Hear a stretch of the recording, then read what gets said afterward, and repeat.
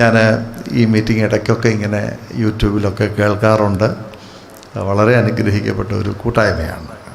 ഇതൊരു പ്രാർത്ഥനാ മന്ദിരമാണ്. എന്നാൽ ഇവിടെ വന്നിരിക്കുന്ന ആളുകളെക്കാളേറെ ആളുകൾ പുറത്തിരുന്ന് ഈ ശബ്ദം ശ്രദ്ധിക്കുന്നു. അതിനുള്ള സംവിധാനങ്ങൾ അത്യാധുനിക നിലയിലെല്ലാം ചെയ്യാനുള്ള ഒരു മനസ്സ് പ്രിയപ്പെട്ട രായ്ച്ചാനുണ്ട്.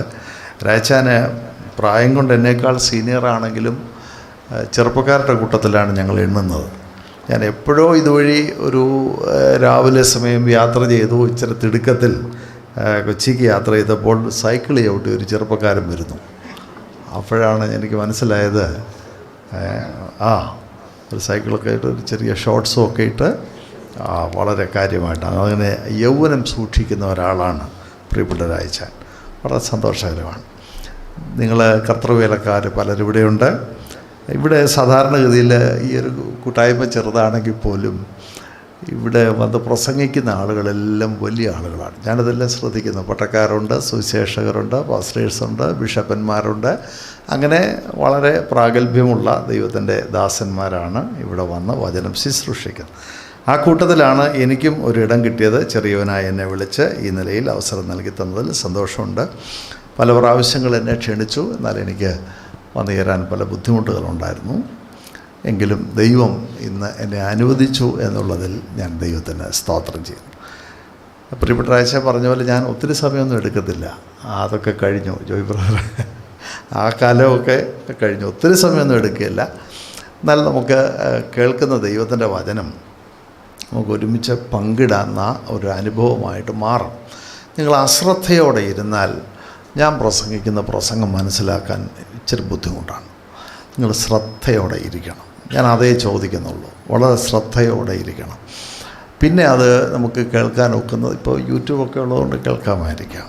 എന്നാൽ എനിക്ക് ദൈവം തരുന്ന ആലോചന ഞാൻ പങ്കിടുന്നയാളാണ്. ദൈവം എന്നോട് സംസാരിക്കുന്ന കാര്യം ഞാൻ പങ്കിടുന്നയാളാണ്. അതുകൊണ്ട് തിരുവെഴുത്തിലേക്ക് വരികയാണ്. എൻ്റെ മുമ്പിൽ ഒരു ഫ്രെയിം ഉണ്ട്. എൻ്റെ മനസ്സിനകത്തൊരു ഫ്രെയിമുണ്ട്. അപ്പോൾ അതിനകത്ത് നിന്നാണ് ദൈവം എനിക്ക് തരുന്ന സന്ദേശം ഞാൻ പങ്കിടുന്നത്. എൻ്റെ സ്വദേശം എലന്തൂരിനടുത്ത് വാര്യാപുരമാണ്. എന്നെ ആഴമായിട്ട് പരിചയപ്പെടുത്തി. എല്ലാറ്റിനായിട്ട് സ്തോത്രം. ഇതിലെല്ലാം വലുത് കർത്താവിനെ തൻ്റെ മഹത്വമുള്ള ശുശ്രൂഷയ്ക്കായിട്ട് വേർതിരിച്ചു എന്നുള്ളതാണ്. അതിൽ ഞാൻ ഏറെ കൃതാർത്ഥനാണ്. ദൈവത്തോട് ഞാൻ ഏറെ കടപ്പെട്ടിരിക്കുന്നു. ഓർത്ത് പ്രാർത്ഥിക്കുന്ന എല്ലാ ദൈവമക്കൾക്കായും സ്തോത്രം ചെയ്യുന്നു. നമുക്കൊരുമിച്ച് കർത്താവിൻ്റെ തിരുവെഴുത്തിലേക്ക് വരാം. വിശുദ്ധ യോഹന്നാൻ എഴുതിയ സുവിശേഷം 3-ാം അധ്യായം 16-ാമത്തെ വാക്യമാണ്. വേദപുസ്തകത്തിൻ്റെ താക്കോൽ വാക്യം എന്നറിയപ്പെടുന്ന വേദപുസ്തകത്തിലെ വാക്യം, the key word of the Bible. തൻ്റെ ഏകജാതനായ പുത്രനിൽ വിശ്വസിക്കുന്ന ഏവനും നശിച്ചു പോകാതെ നിത്യജീവൻ പ്രാപിക്കേണ്ടതിന് ദൈവം അവനെ നൽകുവാൻ തക്കവണ്ണം ലോകത്തെ സ്നേഹിച്ചു. കർത്താവേ, ഈ വചനത്തിൻ്റെ ആഴവും പൊരുളും അവിടുന്ന് ഞങ്ങൾക്ക് വെളിപ്പെടുത്തി തരണേ. അതനുസരിച്ച് ജീവിക്കാനുള്ള ദൈവകൃപ തരണേ. അടിയൻ്റെ അധരത്തെ, അടിയൻ്റെ ഹൃദയത്തെ ബലപ്പെടുത്തുകയും ശുദ്ധീകരിക്കുകയും ചെയ്യണം. വചന ശുശ്രൂഷയ്ക്കുള്ള സ്വാതന്ത്ര്യവും അധികാരവും നൽകി തരണം. യേശു കർത്താവിൻ്റെ അധികാരമുള്ള നാമത്തിൽ തന്നെ ആമേൻ. ഒരു രാത്രി വളരെ അറിവിൻ്റെ ആഴത്തിൽ നിൽക്കുന്ന ഒരു വലിയ മനുഷ്യനോട് കർത്താവ് സംസാരിച്ച ഏറ്റവും വിലയേറിയ ഒരു മർമ്മമാണ് നാം വായിച്ചു കേട്ടത്. നിക്കോദിമോസിനെ നമുക്ക് പരിചയമുണ്ട്. അറിവിൻ്റെ കടലാണ് ആ മനുഷ്യൻ. രാത്രിയിൽ യേശുവിൻ്റെ അരികിൽ വന്നു എന്ന് തിരുവെഴുത്ത് പറയുന്നു. ഒരുപാട് കാര്യങ്ങൾ കർത്താവ് അവനോട് പറഞ്ഞു. ഇത്ര അറിവുള്ള മനുഷ്യനായിരുന്നിട്ടും മറഞ്ഞിരിക്കുന്ന അനേക ആത്മീക രഹസ്യങ്ങളുണ്ടെന്ന് കർത്താവിൻ്റെ മുൻപിൽ വെച്ച് ആ മനുഷ്യന് പിടികിട്ടി. കർത്താവിനെ ആ വിധത്തിൽ അവൻ ഗുരുവായി റബിയായി മനസ്സിലാക്കിയിട്ടാണ് കർത്താവിൻ്റെ അരികിൽ വരുന്നത്. പിന്നീട് കർത്താവിൻ്റെ കാൽവറി മരണം വരെ കർത്താവിനെ പിൻപറ്റത്തക്കവണ്ണം ആ കൂടിക്കാഴ്ച ഏറ്റവും ശക്തമായിരുന്നു. കർത്താവ് ഈ വൃദ്ധനായ വയോധികനായ മനുഷ്യനോട് പറയുകയാണ്, തൻ്റെ ഏകജാതനായ പുത്രനിൽ വിശ്വസിക്കുന്ന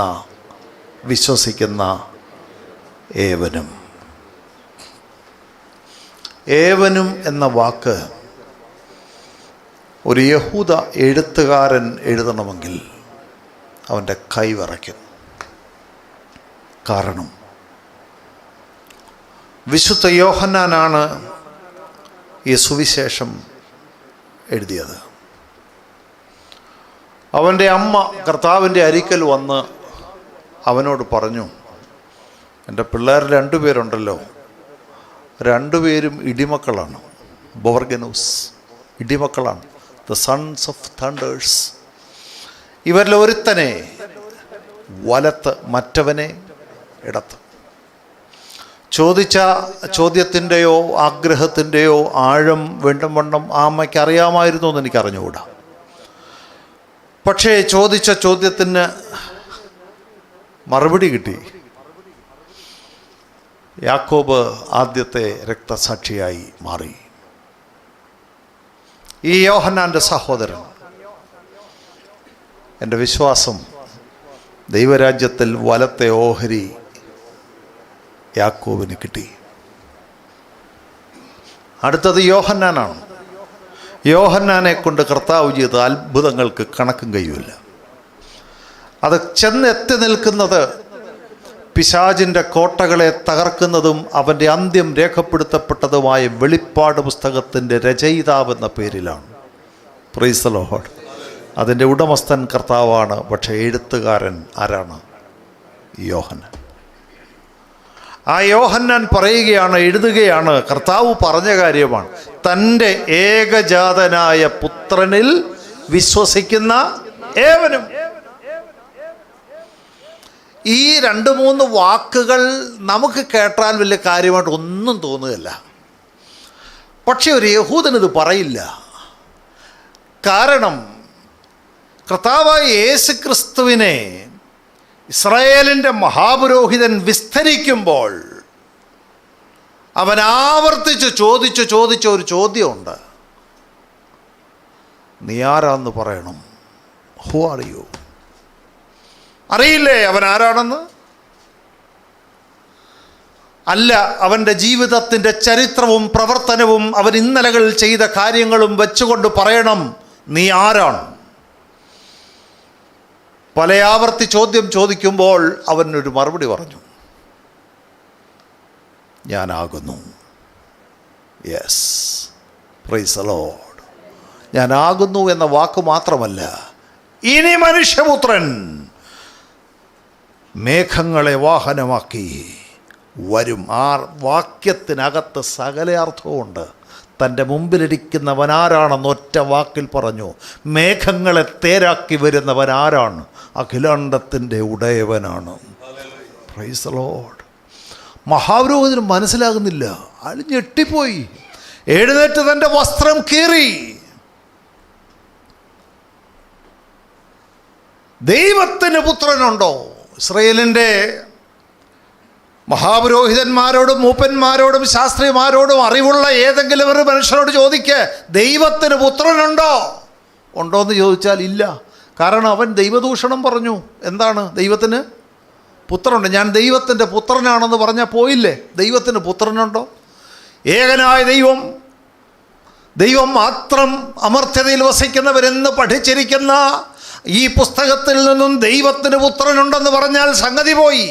അങ്ങനെ ദൈവത്തിന് പുത്രനില്ല എന്ന് വിശ്വസിച്ച യോഹന്നാനാണ് എഴുതിയിരിക്കുന്നത്. എന്തുവാ?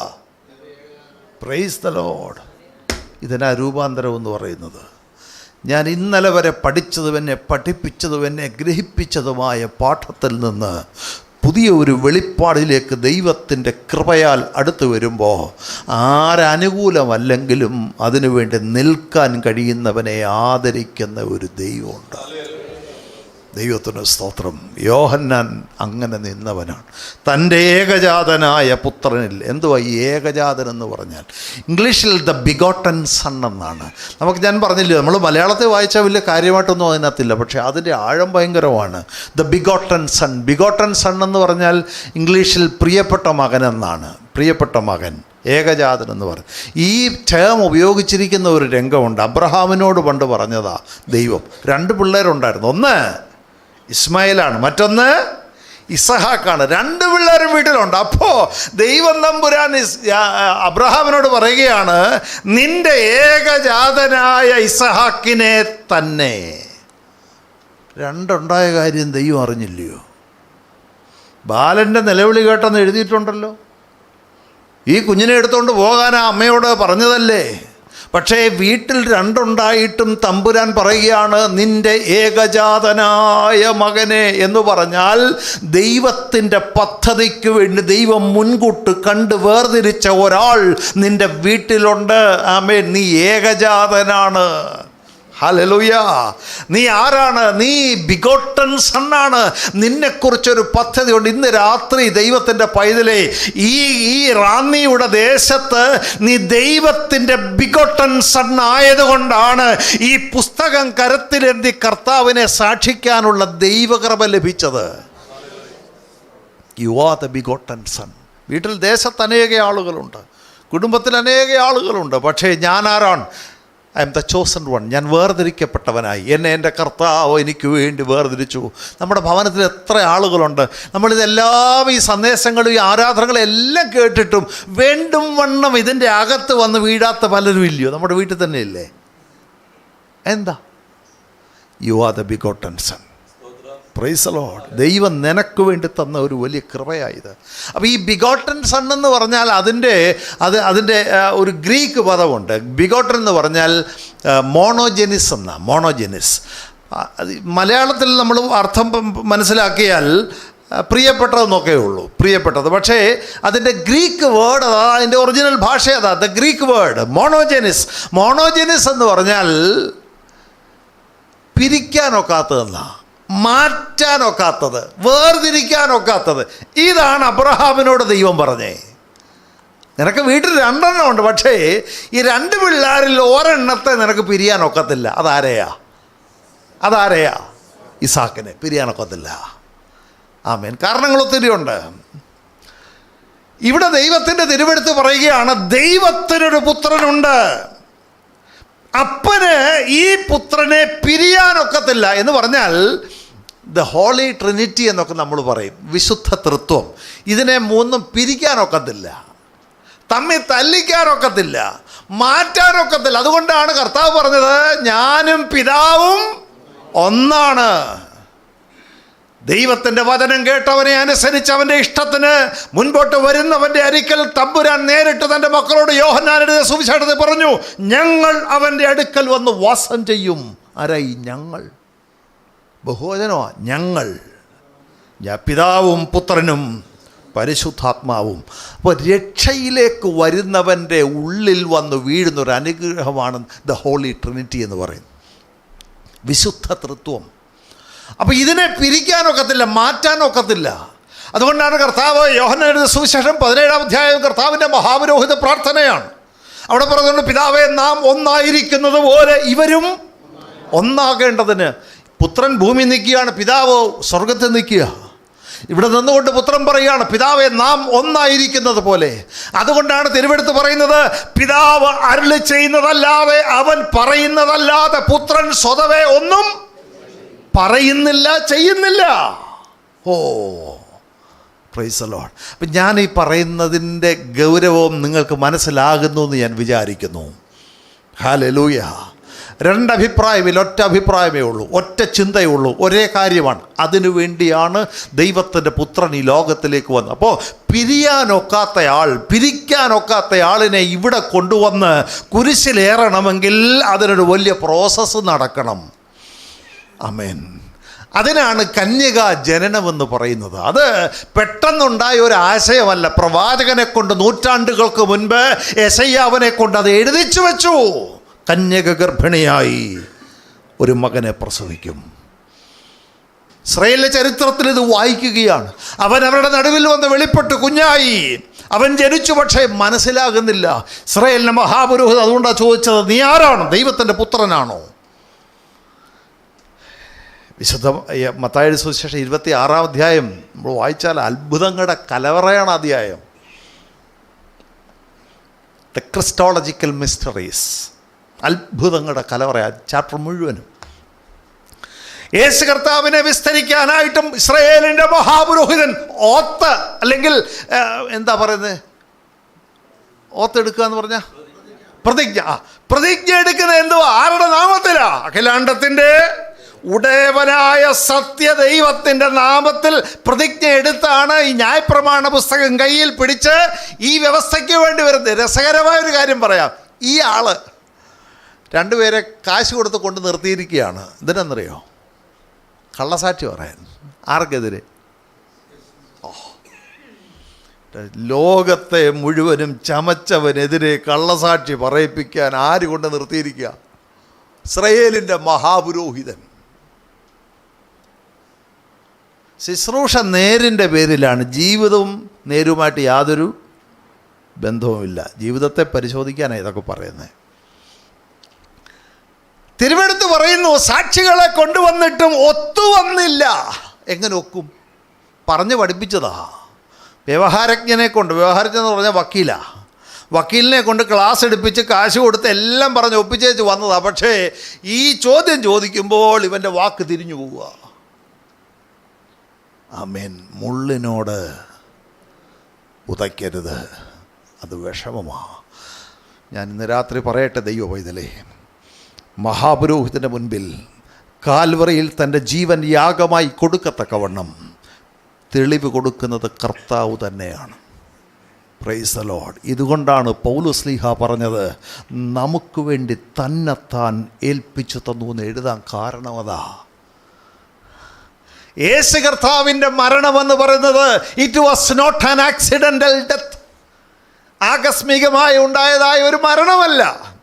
ഈ പത്രോസിൻ്റെ ആവേശപ്രസംഗം ഉണ്ടല്ലോ, നമുക്ക് ഈ ആവേശം കയറി കഴിഞ്ഞാൽ ചിലപ്പോൾ വാക്ക് നമ്മൾ ഉദ്ദേശിക്കുന്നതിൻ്റെയൊക്കെ അപ്പുറത്ത് പോകും. ആവേശം കയറിയാൽ അങ്ങനെ പത്രോസിനൊരു ആവേശം കയറി കഴിഞ്ഞപ്പോൾ പത്രോസ് ഒരു പ്രസംഗം ചെയ്തു, നിങ്ങൾ കൊന്നുകളഞ്ഞ യേശു എന്ന് പറഞ്ഞു. എങ്ങനെ കൊല്ലും? ഇല്ല, കൊല്ലാനാവില്ല. ജീവൻ തന്നതാണ്. ആടുകൾക്ക് വേണ്ടി ഞാൻ എൻ്റെ ജീവനെ നൽകിത്തരുന്നു എന്ന് നസ്രായനാണ് പറഞ്ഞേക്കുന്നത്. ജീവൻ നൽകി തന്നതാണ്. അപ്പോൾ ആ കർത്താവിനെ കുറിച്ചാണ് പറയുന്നത്. അവൻ ആരാണ്? മോണോജെനിസാണ്. അവന് പിരിയാനൊക്കാത്തവനാണ്. പിരിയാനൊക്കാത്ത കർത്താവിൻ്റെ ആ സ്നേഹത്തിൻ്റെ വലിപ്പത്തെ പ്രദർശിപ്പിച്ചിരിക്കുന്ന ഒരു വാക്കാണ് തൻ്റെ ഏകജാതനായ പുത്രനിൽ വിശ്വസിക്കുന്ന ഏവനും. ഇതിൻ്റെയൊക്കെ ആ ഒരു ആഴം മനസ്സിലാക്കണമെങ്കിൽ യെരൂശലേം ദേവാലയത്തിൻ്റെ മുന്നിടത്ത് ചെല്ലണം. അവിടെ ഒരു കല്ലേ കൊത്തി വെച്ചിട്ടുണ്ട്. അന്യനകത്ത് കടന്നാൽ മരണശിക്ഷ അനുഭവിക്കും. അന്യനകത്ത് കടന്നാൽ ആരാ ഈ അന്യൻ ആരാണെന്ന് ഒരു ഉദാഹരണം പറയാം. എത്യോപ്യ രാജ്ഞിയുടെ ധനകാര്യമന്ത്രി അവിടുന്ന് ഇങ്ങ് വന്നു. എവിടെ വന്നതാ? യെരൂശലേമിൽ ആരാധനയ്ക്ക് വന്ന. ഇവിടെ വന്നാൽ വിടുതലാണ്, സൗഖ്യമാണ്, രക്ഷയാണ്, അനുഗ്രഹമാണ് എന്നൊക്കെയുള്ള കേട്ടുകേഴ്വി നിമിത്തം അവൻ വന്നതാ. ഇവിടെ ചുമ്മാ വന്നതല്ലെന്ന്.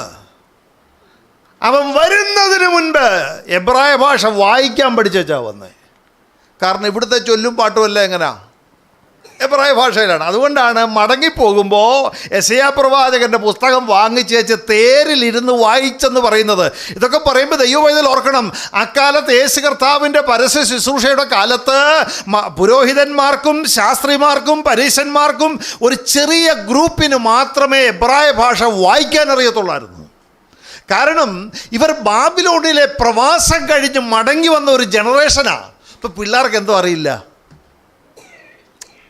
എന്തിനാ പറയുന്നത്? നമ്മുടെ പിള്ളേർ അമേരിക്കയിൽ പോയിച്ചേ തിരിച്ചിവിടെ വന്നു കഴിഞ്ഞാൽ പിന്നെ മലയാളം പറയിപ്പിക്കാൻ പാടല്ലേ? അല്ലേ? 6 മാസത്തെ വിസിറ്റിന് ഇവിടുന്ന് പോയി അപ്പച്ചൻ മലയാളം മീഡിയം ക്ലാസ്സിൽ പഠിച്ച് അവിടെ വളർന്ന് മലയാളം പഠിപ്പിച്ച് എല്ലാം പോയിട്ട് 6 മാസത്തെ വിസിറ്റ് പിള്ളേരുടെ ഒരിക്കൽ നടത്തിയച്ച് തിരിച്ചു വന്നു കഴിഞ്ഞപ്പോൾ എല്ലാം പറഞ്ഞാൽ ഇപ്പം യാന്നേ പറയൂ. തെറ്റാന്നോ? അല്ല, അറിയാതെ ഇത് അകത്തോട്ടങ്ങ് കയറുക. അപ്പം ഈ പ്രവാസകാലം കഴിഞ്ഞ് മടങ്ങി വന്നതായ തലമുറയ്ക്ക് ഇത് വായിക്കാൻ അറിയാത്ത കാലഘട്ടത്തിലാണ് ഒരു മനുഷ്യൻ വിദൂരതയിൽ നിന്ന് വന്ന് ഈ ആരാധനയിൽ ഈ ഭാഷ പഠിച്ചേച്ച് വന്ന് പങ്കെടുത്തത്. അവനും കണ്ടു അന്യനകത്ത് കിടന്നാൽ മരണശിക്ഷ അനുഭവിക്കും. വലിയ ധനകാര്യമന്ത്രിയാണ്, പക്ഷേ അകത്ത് കയറാനൊക്കത്തില്ല, പുറത്ത് വന്ന് നിൽക്കുക. പക്ഷെ നസ്രായനൊരു വാക്ക് അവരോട് പറഞ്ഞു, എൻ്റെ ആലയം, ബാക്കി പറ, സകല ജാതികൾക്കും പ്രാർത്ഥനാലയം. ഈ വാക്ക് പറഞ്ഞ് വ്യാഖ്യാനിച്ച് ഇതിനകത്തിലെ പൊരുൾ കണ്ടെത്തിയാൽ ജീവിതം മാറി മറിയും. അപ്പോൾ ഒരു ചോദ്യം, ഈ തീരുമാനം പുതിയ അമെൻമെൻ്റാണോ? എൻ്റെ ആലയം സകല ജാതികൾക്കും പ്രാർത്ഥനാലയമെന്ന് കർത്താവ് പറഞ്ഞത് സ്വർഗത്തിലെ കൂടിയാലോചനയിൽ പുതുതായെടുത്ത തീരുമാനമാണോ? ഇല്ല. അവന് ഗതിഭേദത്താലുള്ള ആച്ഛാദനമില്ല. കാലങ്ങൾക്കനുസരിച്ച് കർത്താവ് വാക്ക് മാറ്റുന്നവനല്ല, അവൻ ഉവ്വെന്നേ ഉള്ളൂ. അങ്ങനാണെങ്കിൽ സകല ജാതികൾക്കും വേണ്ടി വേർതിരിച്ചിരുന്നതായ ആലയത്തെ ഒരു വിഭാഗത്തിന് വേണ്ടി മാത്രമായി മാറ്റിയതാര്? കണ്ടോ? സകല മനുഷ്യരും ദൈവത്തിൻ്റെ കൃപ അനുഭവിക്കത്തക്കവണ്ണം തുറന്നു വെച്ച ഒരാലയം, അതിനകത്ത് ചില ആളുകൾ മാത്രമേ, ഞങ്ങൾ മാത്രമേ കയറാവൂ, ഞങ്ങൾ ആഠ്യത്വമുള്ളവരാണ്, ഞങ്ങൾ സവർണരാണ് എന്ന് പറഞ്ഞ് ലോകത്തിന് നെറുകയിൽ യഹൂദജനം കൊടി പിടിച്ചവരാണ്. പക്ഷെ ദൈവത്തിന് മുഖപക്ഷമില്ലെന്ന് ഈ പുസ്തകത്തിലില്ലേ? ഉണ്ടോ? ഉണ്ട്. കൊർന്നല്യോസിൻ്റെ മാനസാന്തരത്തിന് വേണ്ടി ദൈവം പത്രോസിനെ അയച്ചപ്പോൾ പത്രോസ് അവസാനം പ്രസംഗിച്ചു, ദൈവത്തിന് മുഖപക്ഷമില്ല എന്ന് ഞാൻ ഇപ്പം വാസ്തവമായി. അപ്പം നേരത്തെ എന്ത് പറഞ്ഞു വെച്ചത്? ദൈവത്തിന് ഇങ്ങനെ ഇടയ്ക്കിടയ്ക്ക് അവരുണ്ട് ഇവരുണ്ട്, അങ്ങനെ ഇല്ല. ദൈവത്തിന് മുഖപക്ഷമില്ല. പക്ഷേ നേതാക്കന്മാർക്ക് എന്തുണ്ട്? മുഖപക്ഷമുണ്ട്. അതുകൊണ്ട് ഇവരെ കയറ്റിയില്ല തിരുവെഴുത്തിൽ. അതുകൊണ്ട് നസ്രായൻ സ്വർഗത്തിൽ നിന്ന് താഴെ ഇറങ്ങി വന്നിട്ട് പറയുകയാണ്, ആമേൻ, തൻ്റെ ഏകജാതനായ പുത്രനിൽ വിശ്വസിക്കുന്ന ഏവനും. പ്രിയരെ, ഈ ഒരൊറ്റ വാക്കാണ് എന്നെയും നിങ്ങളെയും ദൈവമക്കളാക്കാനുള്ള ആധാരശില എന്ന് പറയുന്നത്. ഇന്ന് ഇവിടെ ഇരുന്ന് സ്തോത്രം ചെയ്യാനിടയായത് ഈ ഒറ്റ വാക്ക് നിമിത്തമാണ്. ദൈവത്തിന് സ്തോത്രം. ഏവനും ആ കൂട്ടത്തിൽ ഞാനുണ്ട്. ഇത് തിരിച്ചറിയാൻ എൻ്റെ വല്യപ്പച്ചന് കൃപ കൊടുത്തു, നിങ്ങളുടെ വല്യമ്മച്ചിക്ക് കൃപ കൊടുത്തു. അതുകൊണ്ടാണ് ഇവിടെ വന്നിരിക്കുന്നത്. പൊന്നുനാമത്തിന് സ്തോത്രം. മറ്റാചാരങ്ങളും വിശ്വാസങ്ങളും അറിവില്ലായ്മകളും ഒക്കെ ഒത്തിരി ഉണ്ടായിരുന്നു. എന്നാൽ ഈ സത്യത്തെ മനസ്സിലാക്കി കഴിഞ്ഞപ്പോൾ യേശു ക്രിസ്തു എൻ്റെ കർത്താവും രക്ഷിതാവുമാണ്, അവൻ എൻ്റെ നാഥനാണ് എന്ന് പറയാനുള്ള ദൈവകൃപ ലഭിച്ചു. മോണോജനസ് അവൻ എന്ത് ചെയ്തു? 2-3 കാര്യം വേഗത്തിൽ പറയണം. അവനെന്താ ചെയ്തേ? യേശു കർത്താവ് യോർദാൻ നദിയിൽ യോഹന്നാൻ്റെ കൈകളിൽ സ്നാനപ്പെടുന്നൊരു രംഗമുണ്ട്. Luke chapter 3 verse 21 and 22. ലൂക്കോസ് 3-ാം അധ്യായം. അവൻ യോഹന്നാൻ്റെ കൈകളിൽ സ്നാനമേൽക്കാൻ യോർദാൻ നദിയിലേക്ക് ഇറങ്ങി കയറുമ്പോൾ ഒരു വലിയ സംഭവം നടന്നു. The heaven was opened. സ്വർഗം തുറന്നു. അങ്ങനെയല്ലേ? സ്വർഗം തുറന്നു. ദൈവത്തിൻ്റെ പരിശുദ്ധാത്മാവ് എങ്ങനെ? യെസ്, വായിക്കണം. നമ്മൾ ഈ പ്രാവിനെ കണ്ടാലും ഇപ്പോൾ എഴുന്നേറ്റ് നിന്ന് ബഹുമാനിക്കുന്ന രീതിയിലോട്ടങ്ങ് മാറി. എവിടെ പ്രാവ് കണ്ടാലും സന്തോഷമാണ്, കുഴപ്പമൊന്നുമില്ല. പക്ഷേ ഇൻ എ ബോഡിലി ഫോം എന്ന് വേദപുസ്തകത്തിൽ വ്യക്തമായിട്ട് എഴുതി. ലൂക്കോസ് 3:21-22 വായിച്ചു നോക്കുക. ദൈവത്തിൻ്റെ പരിശുദ്ധാത്മാവ് പ്രാവെന്ന പോലെ എന്ന് പറയുന്നതിന് മുമ്പ് ദേഹരൂപത്തിൽ പ്രാവെന്ന പോലെ എന്ന് പറഞ്ഞാൽ ദൈവത്തിൻ്റെ പരിശുദ്ധാത്മാവിൻ്റെ ആളത്വമാണ് വന്നിറങ്ങിയത്. അത് പ്രാവെന്ന് ചിറകടിച്ചിറങ്ങുന്ന പോലെ ക്രിസ്തുവിൻ്റെ മേൽ ആവസിച്ചു. ആമേൻ.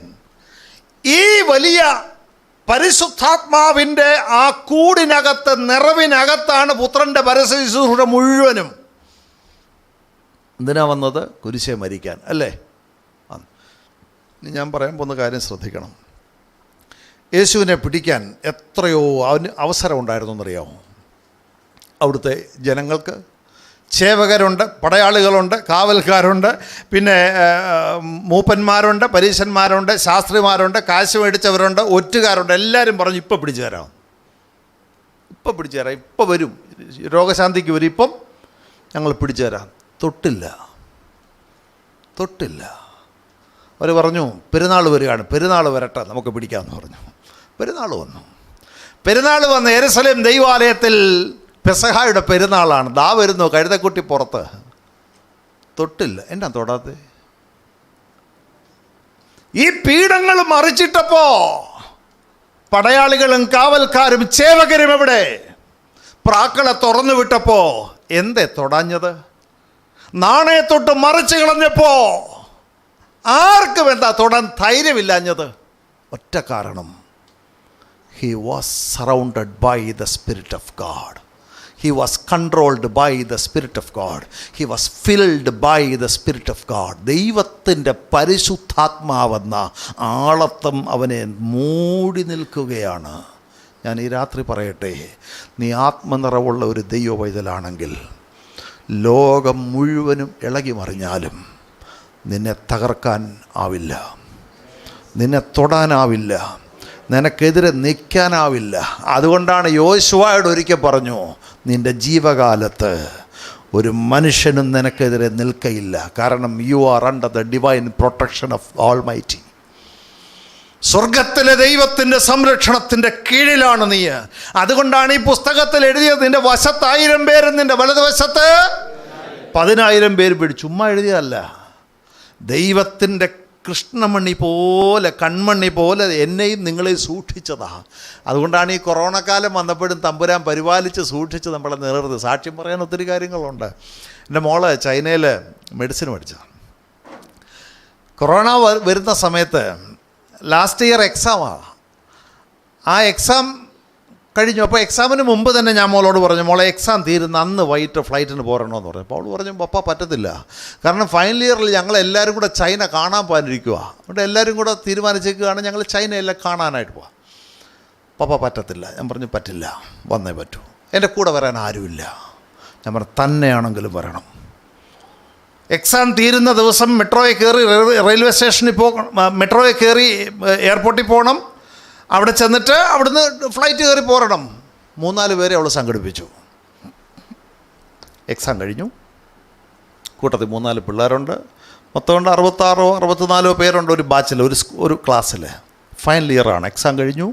ഈ 3-4 പിള്ളേരും മോളും കൂടെ നേരെ എയർപോർട്ടിൽ വന്നു. എയർപോർട്ടിൽ വന്നപ്പോൾ ആരാണ്ടൊക്കെ മാസ്ക് വെച്ചേക്കുന്നത്. അവൾ ചോദിച്ചു, അതെന്തിനാണ് മാസ്ക് വെച്ചേക്കുന്നത്? അപ്പോൾ ആരാ രഹസ്യമായിട്ട് പറഞ്ഞു, ഇവിടെ ലാബിൽ നിന്ന് എന്തോ ഒരു വൈറസ് പുറത്ത് പോയിട്ടുണ്ടെന്നാണ് കേൾക്കുന്നത്, അതുകൊണ്ട് മാസ്ക് വെക്കുന്നത് നല്ലതാണ്.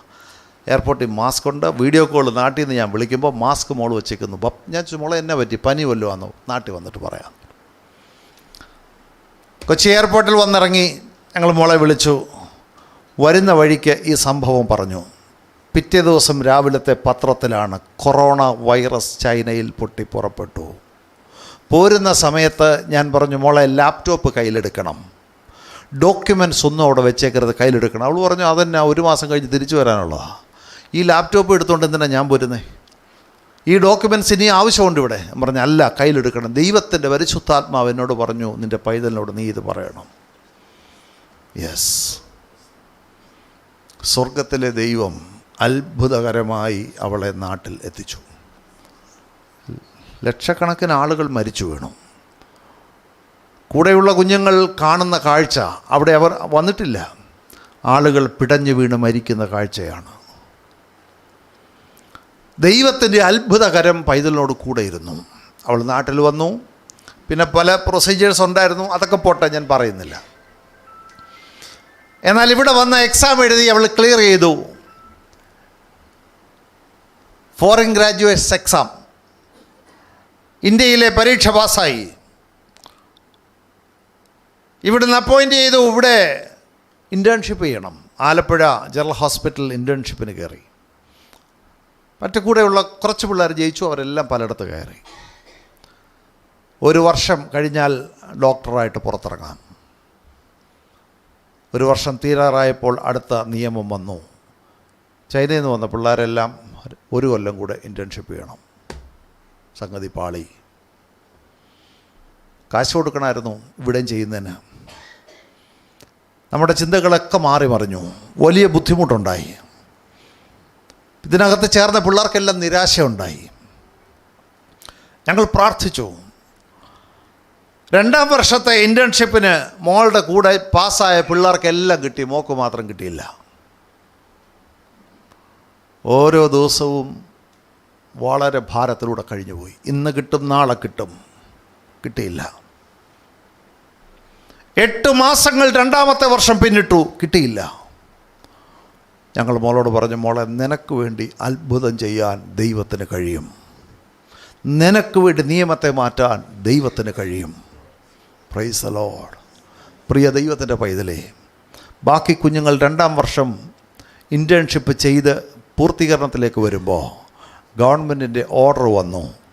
ആ വർഷം ചൈനയിൽ നിന്ന് പാസ്സായി വന്ന കുഞ്ഞുങ്ങൾ 2ാം വർഷം ചെയ്യണ്ട, ചെയ്യുന്നവർ ചെയ്യട്ടെ, ഇതുവരെ ചെയ്തിട്ടില്ലാത്തവരുണ്ടെങ്കിൽ അവർ 2ാം വർഷം ചെയ്യണ്ട.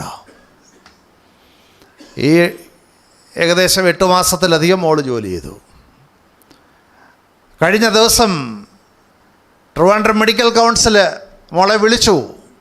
അവൾക്ക് പെർമനൻ്റ് രജിസ്ട്രേഷൻ നമ്പർ കൊടുത്തു. കേരളത്തിൽ ആ ബാച്ചിൽ ആദ്യമായി പെർമനൻ്റ് രജിസ്ട്രേഷൻ കിട്ടുന്നത് മോൾക്കാണ്. Praise the Lord. 2ാം വർഷം ചെയ്തുകൊണ്ടിരുന്ന കുഞ്ഞുങ്ങൾ ചെയ്തു തീർന്നു. ഇനി അവർക്ക് ലഭിക്കണമെങ്കിൽ കുറേ താമസമെടുക്കും. ഞാൻ പറയട്ടെ, ദൈവത്തിൻ്റെ പൈതലേ, അസാധ്യങ്ങളെ സാധ്യമാക്കാൻ ദൈവം മതിയായവനാണ്. ഹല്ലേലൂയ. അവൻ നമ്മോട് കാണിച്ച കരുണയെ തിരിഞ്ഞ് ഓർക്കാൻ നമുക്ക് സാധിച്ചാൽ ഇന്ന് സ്തോത്രം ചെയ്യാൻ നമുക്കൊക്കെ ഒത്തിരി ഇല്ലേ. എനിക്ക് ഒത്തിരി സാക്ഷ്യം പറയാനുള്ള ആളാണ്. ആമേൻ. ദൈവം വലിയവനാണ്. അപ്പോൾ ദൈവത്തിൻ്റെ പരിശുദ്ധാത്മാവിൻ്റെ സംരക്ഷണം കർത്താവ് അനുഭവിച്ചു. ഇനിയും അവൻ ബിഗോട്ടൻ സണ്ണായി തീർന്ന കർത്താവ് ആ ഒരു അനുഭവം പിരിയാനൊക്കാത്തവൻ പിരിയണം. എങ്ങനെ പിരിയണം? 2 കാര്യത്തിൽ പിരിയണം. അതിനാണ് ഞാൻ ആദ്യത്തെ കാര്യം പറഞ്ഞത്, പരിശുദ്ധാത്മ നിറവുണ്ടായിരുന്നു. അപ്പം അവനെ തൊടാൻ പറ്റിയില്ല, ആർക്കും പിടിക്കാൻ പറ്റിയില്ല. എപ്പോഴാണ് അവനെ പിടിച്ചെന്നറിയോ? അവനെ പിടിച്ചത് ഗത്സമന തോട്ടത്തിൽ വെച്ചാ. ഒരു വാചകം പറഞ്ഞതിന് ശേഷമാണ് കർത്താവിനെ അറസ്റ്റ് ചെയ്തത്. ദ ടൈം ഹാസ് കം, നാഴിക വന്നിരിക്കുന്നു. യെസ്, മനുഷ്യപുത്രൻ പാപികളുടെ കയ്യിൽ ഏൽപ്പിക്കപ്പെടുന്നുവെന്ന് കർത്താവ് തന്നെ പറഞ്ഞതിന് ശേഷം, അതിനു മുമ്പ് പിടിക്കാൻ വന്നപ്പോൾ പുറകോട്ട് മാറി നിലത്ത് വീണു നമ്മൾ പുസ്തകത്തിൽ എഴുതിയിട്ടുണ്ട്. എന്നാൽ കർത്താവ് ഇത് ഡിക്ലെയർ ചെയ്ത് കഴിഞ്ഞപ്പോൾ അവനെ പിടിക്കാൻ തക്കവണ്ണം അവനെ തന്നെ ഏൽപ്പിക്കുക. എന്നാ കാരണം എന്നറിയാമോ?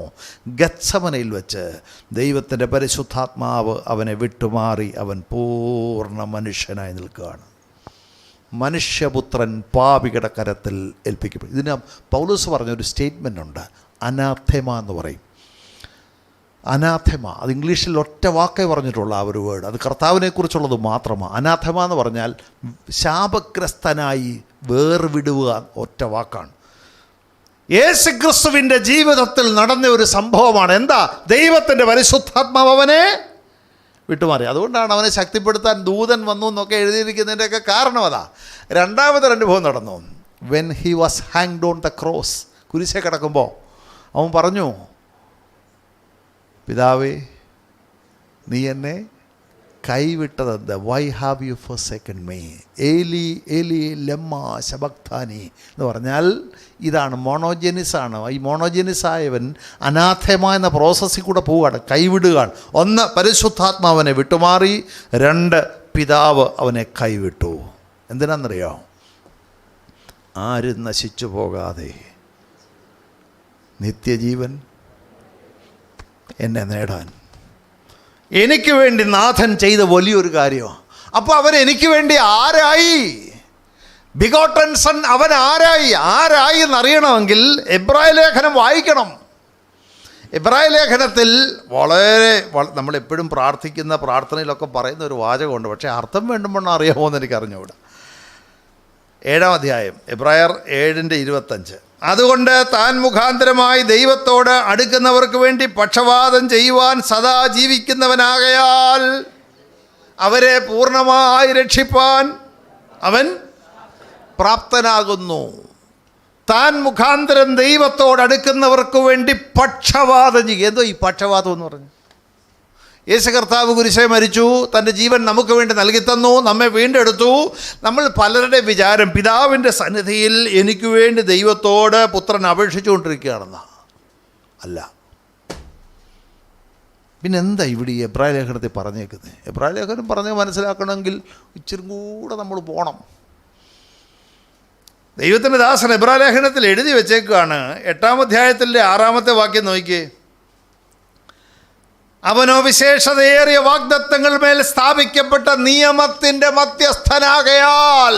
കർത്താവ് ആരാ? നിയമത്തിൻ്റെ മധ്യസ്ഥനാ.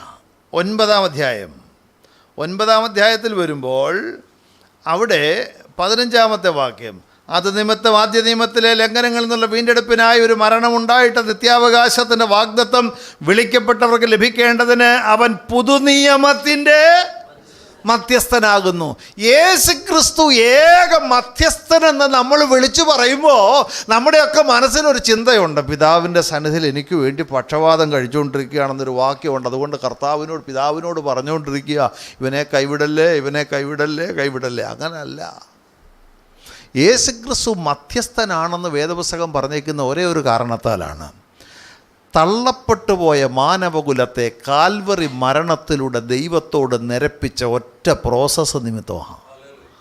Price the Lord. പിതാവിൻ്റെ സന്നിധിയിൽ കർത്താവ് ഇപ്പോഴും നമുക്ക് വേണ്ടി അഭയയാചന കഴിക്കുന്നു എന്ന് പറഞ്ഞാൽ അവൻ ദൈവമല്ലെന്ന് പറയേണ്ടി വരും. ദൈവത്തോട് അഭയയാചന കഴിക്കണോ? വേണ്ട. ദൈവത്തോട് അഭയാചന കഴിക്കേണ്ട ആവശ്യമില്ല. അവൻ ആരാണ്? ദൈവമാണ്. കാരണം നമ്മൾ ഫിലിപ്പിയ ലേഖനം 2-ാം അധ്യായത്തിൽ വായിക്കുന്നു, അവൻ ദൈവരൂപത്തിലിരിക്കെ, അങ്ങനെ ആന്നോ ദൈവത്തോടുള്ള സമത്വം മുറുകെ പിടിച്ചുകൊള്ളണമെന്ന് വിചാരിക്കാതെ. അപ്പം സമത്വം ഉണ്ടെങ്കിൽ ആരാ? ദൈവമാണ്. ദൈവരൂപത്തിലിരിക്കുന്നവൻ ആരാ? ദൈവമാ.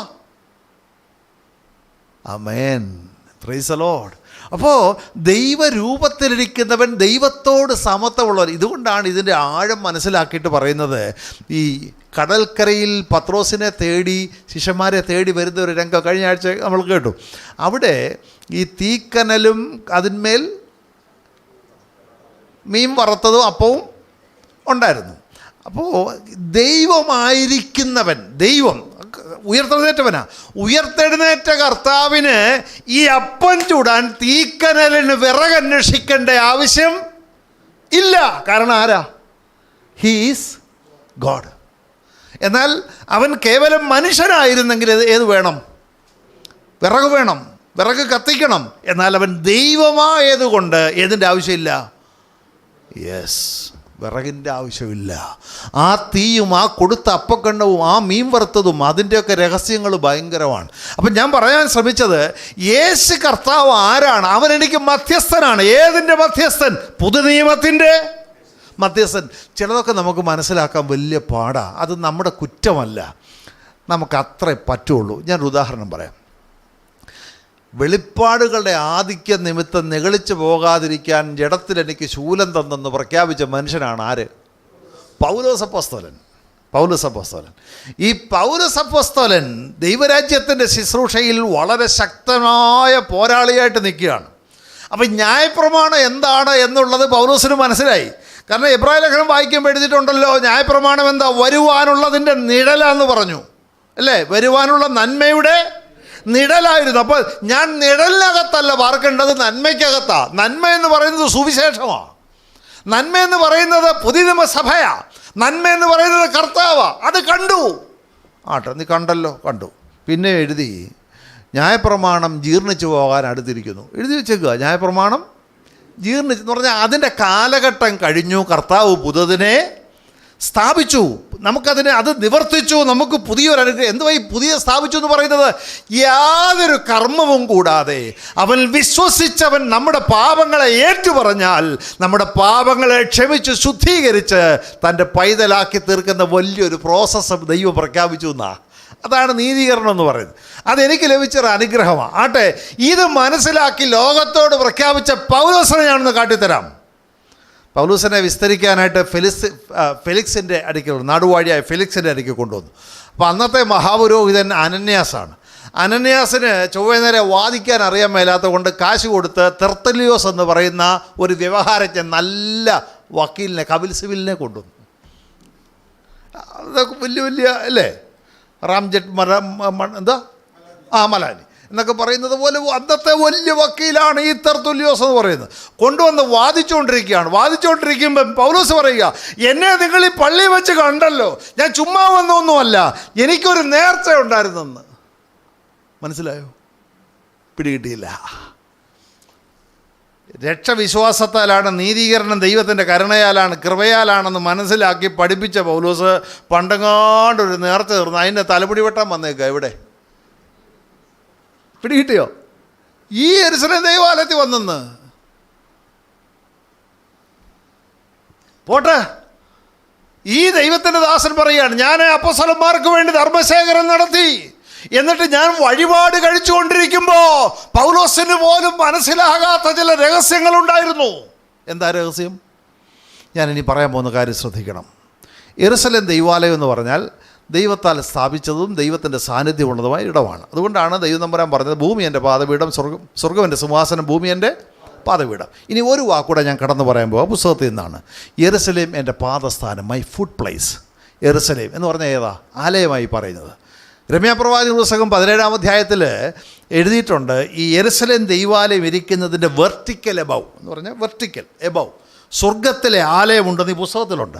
അതുകൊണ്ടാണ് യെരുശലേം ദൈവാലയം നിലനിന്നിരുന്നതായ ആലയത്തിൻ്റെ പടിഞ്ഞാറേ മതിലിൽ യഹൂദന്മാർ പോയി തല മുട്ടിക്കുന്നതിൻ്റെ കാരണം അതാ. ഇതിൻ്റെ മേളിൽ എന്തോ ഉണ്ട്? ദൈവാലയമുണ്ട്. സ്വർഗത്തിലെ ആലയം ഇതിന് മേളില.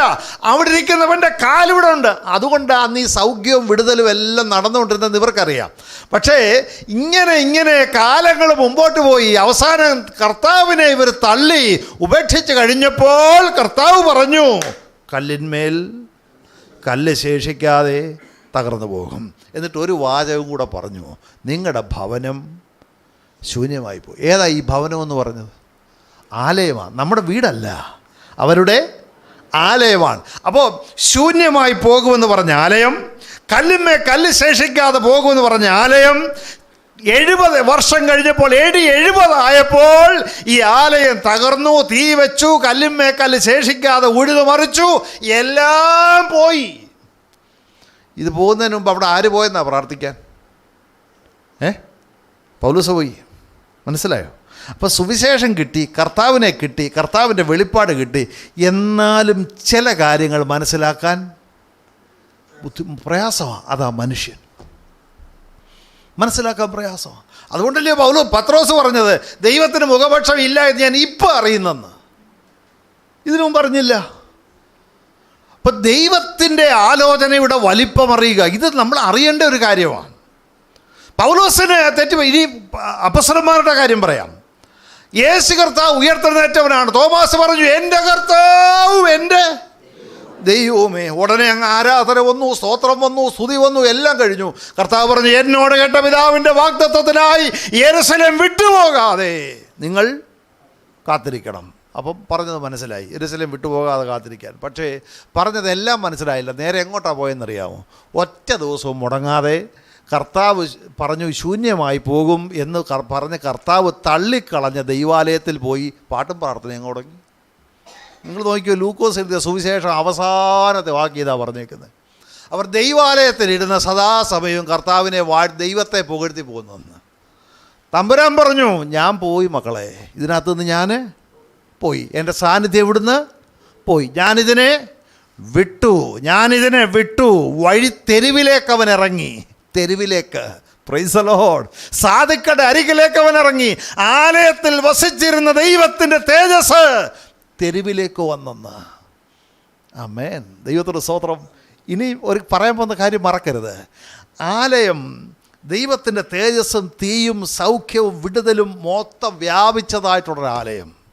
അത് കല്ലുമേ കല്ല് ശേഷിക്കാതെ തകർന്നു. എന്നാൽ ശിഷ്യന്മാരോട് പറഞ്ഞു, നിങ്ങൾ കാത്തിരിക്കണം, പ്രാർത്ഥിക്കണം, വാങ്ങിപ്പോകാതെ പ്രാർത്ഥിക്കണം. അങ്ങനെ പോയിരുന്നൊരു വീടുണ്ട്. ആ വീട്ടിൽ ദൈവത്തിൻ്റെ പരിശുദ്ധാത്മാവ് വന്നിറങ്ങി. ഒരാഴ്ച ആ വീടിന്നും ഉണ്ട്.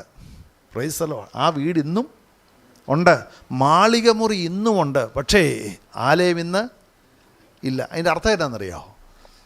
എന്നാ ദൈവത്തിൻ്റെ തേജസ് ആലയത്തിൽ നിന്ന് പുറത്തോട്ട് ഇറങ്ങി. അതുകൊണ്ടാണ് ഞാനും നിങ്ങളുമെല്ലാം ഈ കൊച്ചു കൂടാരത്തിലിരുന്ന് പ്രാർത്ഥിക്കുമ്പോഴും ദൈവം പ്രാർത്ഥന കേട്ട് നമ്മെ അനുഗ്രഹിക്കുന്നതിൻ്റെ കാരണം അതാ. ഹല്ലേലൂയ. വഴിയിലേക്ക്, വീതിയിലേക്ക് ഇറങ്ങി വന്ന ദൈവത്തിൻ്റെ കരുണ. ഒരു കാര്യം കൂടെ പറഞ്ഞ് ഞാൻ അവസാനിപ്പിക്കാം. ഒരു ഉറപ്പിന് ഒരു തെളിവായിട്ടും പറയുകയാണ്. പത്രോസിനെ വേർതിരിച്ച നിയോഗം കൊടുത്ത എവിടെ വെച്ചാണെന്നറിയോ? കടൽക്കരയിൽ വെച്ചാ. അല്ലേ? മീൻ പിടിക്കാൻ പോകുമെന്ന് പറഞ്ഞില്ലേ? പറഞ്ഞു. മീൻ പിടിക്കാൻ പോയി, തിരിച്ചു വന്നു, മീനൊക്കെ കിട്ടി. കർത്താവ് ചോദിച്ചു, do you love me more than this? നീ ഇവയിൽ അധികമായിട്ട് എന്നെ സ്നേഹിക്കുന്നുണ്ടോ? അതെല്ലാം കഴിഞ്ഞു, ഉത്തരവൊക്കെ പറഞ്ഞു. അവിടെ വെച്ച് ഈ നനഞ്ഞു കുളിച്ച് കയറി വന്നവൻ, നമ്മുടെ നാടൻ ഭാഷയിൽ പറഞ്ഞാൽ നനഞ്ഞതോർത്തും കൊണ്ട് കയറി വന്നവൻ. പ്രത്യേക ഉടുപ്പില്ല, പ്രത്യേക തൊപ്പിയില്ല, പ്രത്യേക സംവിധാനമില്ല, പ്രത്യേക കസേരയില്ല. പക്ഷേ ആ കടൽക്കരയിൽ വെച്ച് അവനോട് പറഞ്ഞു, എൻ്റെ ആടുകളെ, oh praise the Lord, this is the amazing grace എന്ന് പറഞ്ഞാൽ എൻ്റെ വഴിത്തലക്കിൽ വെച്ച് എന്നെ വേർതിരിച്ച് അനുഗ്രഹിച്ച് എന്നെ ഒരു അനുഗ്രഹ വിഷയമാക്കി മാറ്റാൻ മനസ്സ് കാണിച്ച ഒരു ദൈവം എനിക്കുണ്ട്. ഹല്ലേലൂയ. കാരണം എന്നറിയാമോ, അവൻ സിംഹാസനം വിട്ട് ഈ ഭൂമിയിലേക്ക് താണിറങ്ങി വന്നവനാണ്. എനിക്ക് വേണ്ടി കാൽവറിയിൽ തൻ്റെ ജീവനെ നൽകി തന്ന കർത്താവാണ്. എനിക്ക് അറിവില്ലായ്മകളുണ്ടാവാം, എനിക്ക് അബദ്ധങ്ങളുണ്ടാവാം, എനിക്ക് പോരായ്മകളുണ്ടാവാം. ഞാൻ മനസ്സിലാക്കിയതൊക്കെ ഒത്തിരി പോരായ്മകളുണ്ടാവാം. അതിലൊരു പോരായ്മയാണ് ഞാനീ പറഞ്ഞത്. ഈ ഏകജാതനായവൻ ആരാണെന്ന് മനസ്സിലാക്കാൻ നമുക്ക് കഴിഞ്ഞിട്ടില്ല. നമ്മളിപ്പോഴും പറയുക, കർത്താവ് മധ്യസ്ഥനാകട്ടോ, എൻ്റെ പ്രാർത്ഥനയൊക്കെ അവൻ സ്വീകരിച്ചേച്ച് ഇങ്ങോട്ട് കൊടുത്തുകൊണ്ടിരിക്കുക. അങ്ങനല്ല. അവൻ എനിക്ക് വേണ്ടി മധ്യസ്ഥനെന്ന് പറഞ്ഞത് എന്നെ തൻ്റെ ജീവൻ തന്ന് രക്തം തന്ന് വിലയ്ക്ക് വാങ്ങിയതാണ്. എന്നെ അവൻ കൈവിടുകയില്ല, അവൻ എന്നെ വിട്ടുകളയത്തില്ല. എനിക്ക് വേണ്ടി പക്ഷപാതം ചെയ്യുന്നു എന്ന് പറഞ്ഞാൽ അതിൻ്റെ ആശയം എന്നാ? തൻ്റെ രക്തം കൊണ്ട് ഞാൻ വിലയ്ക്ക് വാങ്ങപ്പെട്ടവനാണെങ്കിൽ അവൻ എന്നെ ഒരു നാളും കൈവിട്ട് കളയുന്നവനല്ല. ആമേൻ. അവൻ പുതുനിയമത്തിൻ്റെ മധ്യസ്ഥനാണ്. എനിക്ക് വേണ്ടി മൊണോജനിസായവനാണ്, വിട്ടുപിരിയാനൊക്കാത്തവൻ. ആമേൻ. എനിക്ക് വേണ്ടി വിട്ടുപിരിഞ്ഞവനാണ്. ബിഗോട്ടൻ സൺ, പ്രിയപ്പെട്ട മകൻ. അവൻ വേർതിരി. ഇതാ കാൽവറിയിൽ നടന്ന വലിയൊരു സംഭവം. ഇതാ എന്തിനാണെന്നറിയാമോ? എന്നെ പിരിഞ്ഞിരിക്കാൻ എൻ്റെ ദൈവത്തിന് മനസ്സ് വന്നില്ല. ആമേൻ. എന്നെ തള്ളിക്കളയാൻ എൻ്റെ ദൈവത്തിന് മനസ്സ് വന്നില്ല പ്രിയരെ. അതുകൊണ്ട് എന്നെ തൻ്റെ പൈതലാക്കി തീർക്കാൻ ദൈവത്തിൻ്റെ പുത്രൻ, ആമേൻ, തൻ്റെ ജീവൻ എനിക്ക് വേണ്ടി നൽകി തന്നു. തൻ്റെ ഏകജാതനായ പുത്രനിൽ വിശ്വസിക്കുന്നു. ഇതിനകത്ത് പള്ളിയിൽ പേരുണ്ടാവണമെന്നില്ല, പാരമ്പര്യമായി വിശ്വാസത്തിൽ വരണമെന്നില്ല. എനിക്കൊരു സ്നേഹിതനുണ്ട്, അവൻ്റെ പേര് മുരളി എന്നാണ്. ഒരു ഹൈന്ദവ സ്നേഹിതനാണ്. അദ്ദേഹം എന്നോട് പറഞ്ഞു, സാറേ, ഞാൻ ഒത്തിരി പുസ്തകങ്ങൾ വായിച്ചു. എനിക്ക് കർത്താവിനെക്കുറിച്ച് അറിയാനിടയായത് ഞാൻ ഈ വേദപുസ്തകം വായിച്ചു. ഞാൻ ഒരു പള്ളിയിലെ അംഗമല്ല, ഒരു പള്ളിയിലും പോകാറില്ല. അദ്ദേഹം പറഞ്ഞു, വെളുപ്പിന് 4:30 എഴുന്നേറ്റ് ഞാൻ ഈ പുസ്തകം വായിക്കും.